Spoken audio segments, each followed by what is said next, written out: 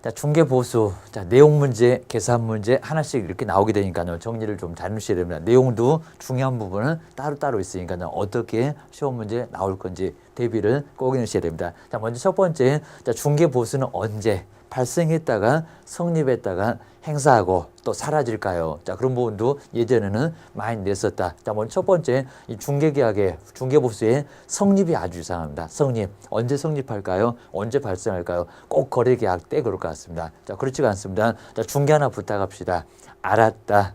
라고 승낙만 떨어지면요. 계약이 아직 안 됐습니다. 그래도 중개보수는 정지조건부입니다. 아직 효력은 발생하지 않았지만요. 청구를 할 수는 없지만 이미 발생했다고 보고 있습니다. 어차피 받잖아요. 그렇기 때문에 중개계약 때 먼저 성립했다. 그 후에 이제 거래가 완전히 끝났을 때 거기서 뭘요? 청구를 할 수가 있습니다. 이렇게 발생과 그리고 청구를 완전히 다르게 보고 있습니다. 주의하셔야 됩니다. 거기다 이제 요 세 번째 기준이 아주 중요하다고 했습니다. 정말 중개보수에서 언제나 시험 문제감이 될 수 있는 게 언제라고요? 자, 먼저 중개대상물은 서울에 있는데 중개사무소는 어디가 인천에 있을 때입니다. 그러면 사무소와 물건이 다를 때는 그렇게 되면 서울시의 조례를 따를까요? 인천시의 조례를 따를까요? 조례가 두 개가 있으니까 따를 수 있을 겁니다. 어느 쪽이 갈 수가 있을 겁니다. 어느 쪽이겠습니까? 근데 물건 소재지 따라다니면 아주 골치 아픕니다. 나중에 경상도, 전라도, 충청, 남북도 난리가 날 겁니다. 그래서 물건 따라다니면 복잡합니다. 법에서는 복잡한 거 딱 질서이라고 했습니다. 그래서 뭐라고요? 중개사무소. 중개사무소는 하나만 적용시키면 물건은 어느 쪽에 있어도 다 똑같습니다. 다 간단하고 복잡하지 않고 큰 문제 되지 않고 결국엔 단순한 거 좋아하니까 중개사무소가 기준이라는 거.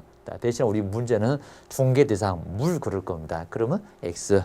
중개사무소 기준으로 받습니다. 우리 분사무소까지도 맨날 주된 사무소 그랬는데 여기도 분사무소의 조례. 자, 그 정도로 중개보수는 아예 사무소 있는 곳, 사무소 있는 곳을 적용시킵니다. 기억하셔야 됩니다.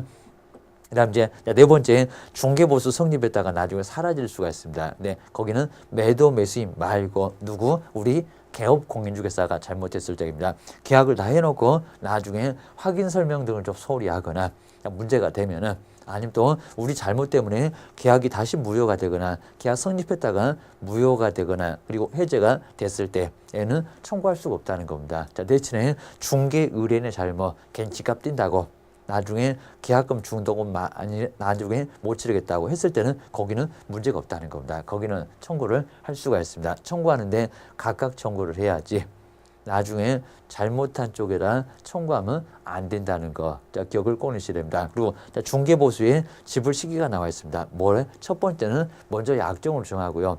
계약금 치를 때 받을 건지 잔금 치를 때 받을 건지 그거는 약정으로 먼저 정하라는 겁니다. 그리고 별다른 얘기가 없으면 뭐라고요? 거래 대금을 완전히 다 지불했을 때 거기서 이제 청구를 할 수가 있을 겁니다. 자, 이런 것들은 본인들이 알아서 하기 기억하셔야 됩니다. 그다음 이제 두 번째가 약간 더 중요해졌고요. 그럼 이제 주택 그리고 주택 외 그리고 복수 용도 등은 어떻게 받을까요? 정해져 있습니다. 자, 먼저 첫 번째 우리 주택을 보실까요? 주택이면 다중주택, 하숙집 같은 다가구, 다세대, 연립이나 아파트 뭐 4계층이냐 660이냐 이런 것들은 꼭 구분하셔야 됩니다. 그런 것들 꼭 나옵니다. 자, 먼저 매매 교환은 소유권이 넘어갑니다. 그래서 0.9% 그리고 시도의 조례입니다.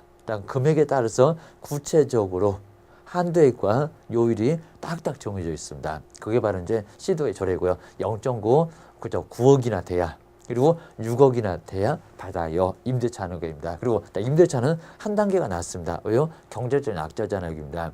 소유권 넘어가는 사람은 그래도 좀 돈이 있을 거고 여기는 돈이 좀 없을 거고 그래서 0.8입니다. 여기도 시도의 조례 5천만 원 미만이면 0.5부터 1억 미만이면 0.4부터 20만 원이나 30만 원이 한도에. 자, 그런 것들은 박스 암기하실 필요가 없고요. 시험 문제 주니까. 그리고 주택 외에는 토지나 상가나 공장이나 이런 것들이 바로 주택 외. 거기는 0.9% 내에서 협의를 통해서 받을 수가 있고요. 그리고 주택 외에도 실제 자기가 받고자 하는 중개보수 요율을 정해놓고 그것만 받으라는 겁니다. 초과해서 받아서는 안 된다. 받게 되면 1년이나 지역이나 1,000만 원 이하의 벌금을 간다. 그리고 이제 주 상, 복합 건축물, 그게 바로 이제 복수 용도입니다. 주택, 상가, 아니면 상가, 주택 이렇게 섞어져 있었을 때입니다. 자, 그러면 주택 부분이 얼마 정도 되느냐, 2분의 1 이상이냐, 2분의 1 미만이냐, 거기에 따라서 이제 한쪽으로 몰고 있습니다. 주택으로 가든지, 주택 외로 가든지. 그렇게 이제 정해져 있다는 것만 기억하셔야 됩니다. 자, 먼저 첫 번째, 주택의 면적이 얼마나 있습니까? 2분의 2 이상이면 포함을 합니다. 그럼 주택 면적도 50평, 상가도 50평이었을 때 다 주택. 결국에는 주택료율을 적용하라는 겁니다. 주택료율은 여기네요. 기억하셔야 됩니다. 그 다음 이제 주택 면적이 얼마? 2분의 1 미만. 그럼 상가가 많고요. 주택은 좀 적습니다. 상가 60평, 주택은 40평. 그러면 모두 다 뭐라고요? 상가로 보라는 겁니다. 여긴 조례가 아니라 0.9% 내에서 협의를 통해서 받을 수 있다. 라고 정리를 한눈에 이렇게 볼 수가 있어야 됩니다. 자, 이런 부분은 시험 문제감으로 아주 많이 나온다. 자, 먼저 정리가 되어 있습니다. 자, 먼저 매매 교환은 0.9가 최대. 그 안에서 말만 0.9지 시도의 조례로 가면은 금액이 0.6, 0.5, 0.4, 또 0.5에다가 0.9, 9억 정도 돼야 0.9가 돼요. 거기는 이제 임대차 등입니다. 여기도 이제 0.8% 내에서 최대가 0.8이지만 시도의 조례는 0.5부터 시작해서 0.5나 0.4나 그렇게 0.3 정도 왔다가 0.4로 갔다가 다시 0.8까지 갈 수가 있습니다. 자, 그때가 6억, 여기는 9억, 여기는 6억 이상. 그 다음에 이제 주택외입니다. 매매교환 임대차 등 해서 이제 0.9%에서 뭐 협의고, 주거용 오피스텔 또 나왔다기입니다. 주의하셔야 됩니다. 여기는 욕실 등이 설치가 돼 있을 때. 자, 그러면서 매매교환은 0.5%, 임대차 등은 0.4% 내에서 받으면 돼요. 거기다 이제 복수 용도입니다. 주택 부분이 2분의 1 이상이었을 때 2분의 1을 포함합니다. 다주택. 그리고 2분의 1 미만이면 상가가 많습니다. 그러면 상가로 아예 보라는 겁니다. 0.9% 내에서 협의다 라고 기억을 해놓으시면 될 것 같습니다. 네 번째, 실비도 꼭 주의해 놓으시고, 실비 실제 비용 쓰고 돌려받는 거. 내가 먼저 호주머니에서 나가고 그 비용을 돌려받는 거. 첫 번째, 확인. 누구지를 확인했습니까? 이전. 뭐를 확인했습니까? 사실관계, 권리관계. 그럼 대장 떼보셨겠네요. 소재나 면적이나 지목 같은 거 떼보니까 비용 들어가잖아요. 먼저 비용 쓰고 사실은 교통비 때문에 먼저 씁니다. 나가서 청구를 할 수가 있다는 겁니다. 번지수가 누굽니까? 실비는 일방이라고 있습니다. 매도, 임대인 등한테 청구할 수가 있습니다. 그 다음 이제 계약금 등 맡겨놓으면 누구를 위한 겁니까? 누구 위한 거요? 매수인.